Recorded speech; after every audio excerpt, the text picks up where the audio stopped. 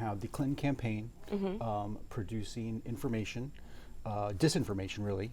These were lies about then candidate Trump, and then those lies ended up being used by the FBI to get a warrant to spy on the Trump campaign. Welcome to The Debrief, where we talk with the Washington Examiner's top journalists about the headlines they're covering this week and where the story's going next. I'm Sarah Bedford, and I'm here today with commentary editor Conn Carroll. And Conn, the Durham Report obviously came out this week. You and the editors wrote in an editorial this week that while the Durham Report's findings are pretty devastating, in sort of a broader context, it's even more disturbing. Why is that? It fits in a pattern of behavior that we're seeing, right? So with the Durham Report, what we see is you have the Clinton campaign producing information, disinformation really.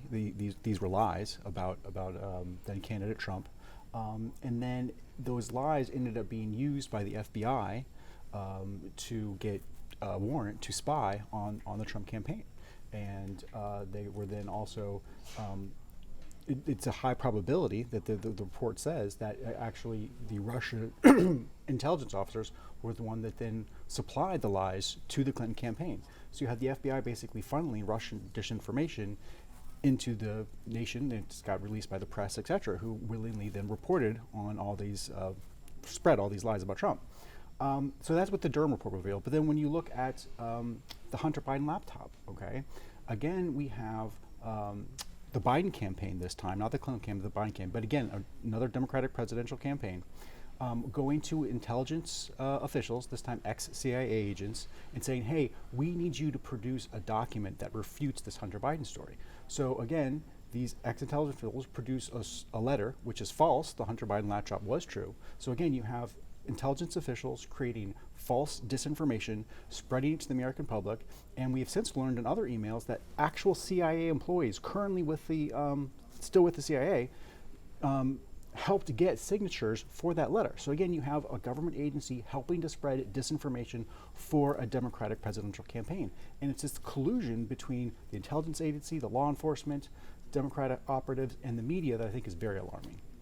What recourse does Congress have, to sort of look at the people who are still in government who participated in these things at the FBI, at the CIA?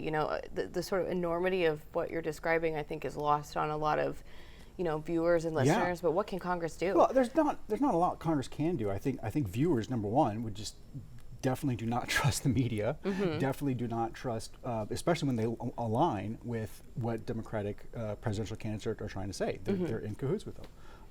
But Congress can hold specific people accountable. I know there's been a lot of movements on the Republican side to look at those people that signed that CIA letter and make sure their security clearances revoked and that they are no longer able to work for the government. I think that's a good step. You can also look at the FBI and look at, not just like there's a FBI lawyer who falsified information for the court, and he got a slap on the wrist. Like Kevin Kleinsmith? Kevin Kleinsmith. He should have his bar revoked. He should not be able to practice law, and his supervisor should also be held to account. These were people that were overlooking staff that clearly did not follow FBI procedures, and they need to be held accountable. And finally, shifting gears a little bit, in Fairfax County this week, there was a pretty brutal attack at the district office of Congressman Jerry Connolly in Virginia. That county, Fairfax County, happens to have a Soros-backed, very liberal prosecutor. What's the nexus between that attack? Sure. So what happened is this guy comes into Jerry Connolly's district office. Now, luckily, Jerry Connolly was not there. The guy asked to speak to the congressman, and when he told him he wasn't there, he then beat two staffers with a baseball bat and sent them both to the hospital. Just absolutely atrocious. But it turns out that 2 years earlier, he assaulted a police officer with a stun gun. And was arrested and taken into custody. But then this Soros DA let him go free with no jail time at all. He said it was a mental health incident.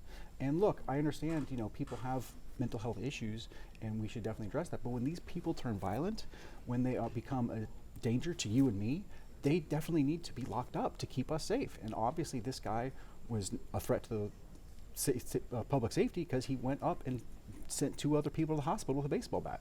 This Soros DA, he let another guy who ended up he was arrested for trying to kidnap a woman, the Sorosity let him off, and he ended up and shot and killed a whole bunch of homeless people. So you just have the crime is up in Fairfax, and this Soros DA is a big part of the problem. Well, Conn, thank you so much for being here today. You can get more writing from Conn and the rest of the commentary team at washingtonexaminer.com.